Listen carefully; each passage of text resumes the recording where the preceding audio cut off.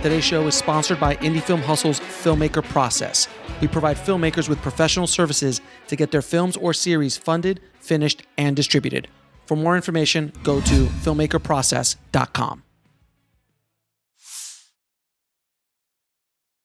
Now, your latest project with Billie Eilish, can you tell me a little bit about that film and how that came to be? I was invited to meet with Billie, and it came to be because I accepted the invitation, and I sat with her and Phineas and her folks and some people from her team, and I instantly was engaged. As I'm sure that's no surprise. She's an incredibly magnetic person who's a gifted artist and this, incredible young woman, and I saw in that first meeting an opportunity to simultaneously tell the story of a young artist coming of age and coming into her own, and a young woman coming of age and coming into her own. And I loved that. I loved how real it could all be. And that's the film. It's really very simple. Then we just followed the puck, and the puck went to some amazing places. I love that. I love that analogy. It's so wonderful. Yeah. But isn't it true? And you've been in rooms with these kind of people. There is an energy to people, especially like to celebrities or artists like that. There's this thing that you can't explain.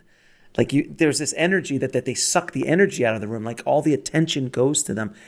It's like you can feel when someone like this walks into the room. And I've spoken to many people of that magnitude, have been in the room with many people like that on that magnitude. And when you could just be with their back turned and they walk into the other side of the room and you just go, someone just walked in, and you could just feel that energy. Was that what it was like being with, and it doesn't matter what age it is, by the way. It could be Michael Jackson at 7 years old.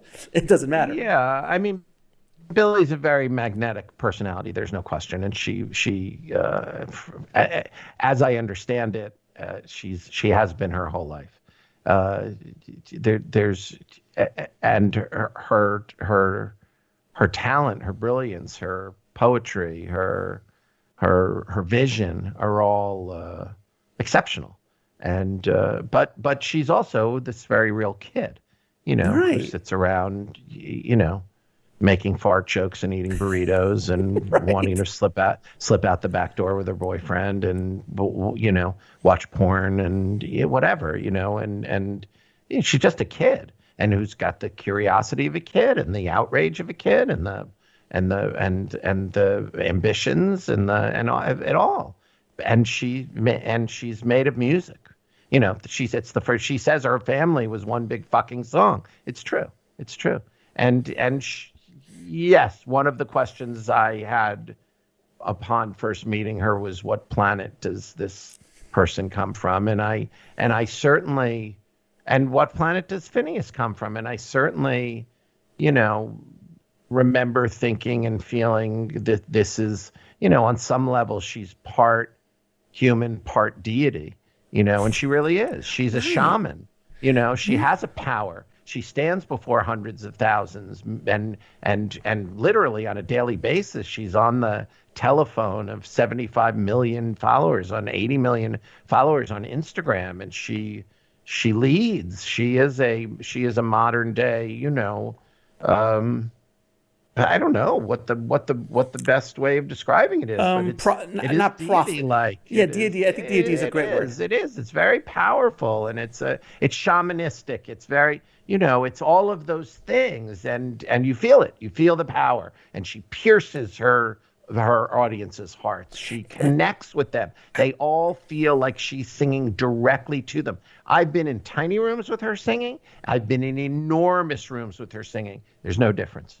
She can be in an arena in Miami that seats 22,000 people, and the kid in the top bowl of that arena in the back row is connected to Billie Eilish the same way the kid in the front row is, or the kid in the club. It's just amazing. The spaces feel tiny. She has a power, and you see that. You see that in the film. How and there's no explanation for it. There's no explanation for that kind of connection. Well, I don't want to say there's no explanation. I just want to say, those who explain those, that's not business. Yeah, Explain it. It's my business to show it and to tell the story about it. Sure. And others can explain it. But I think the film is, certainly reveals the power. I mean, it's a lot of, and there are a lot of things involved. Let's talk about the fact that, first of all, she's not an only child prodigy. She's one of two prodigies in that same house. And they need each other. They make each other even greater than either, she and Phineas. They are a partnership. So when I say what planet did they come from, on some level, the answer is, planet Maggie's womb, where they both spent 9 months gestating to the same heartbeat. And then they were raised by the same parents, and you see all the and they were raised in a particular way, which, as Billie says in the film, first and foremost, they were encouraged to be themselves.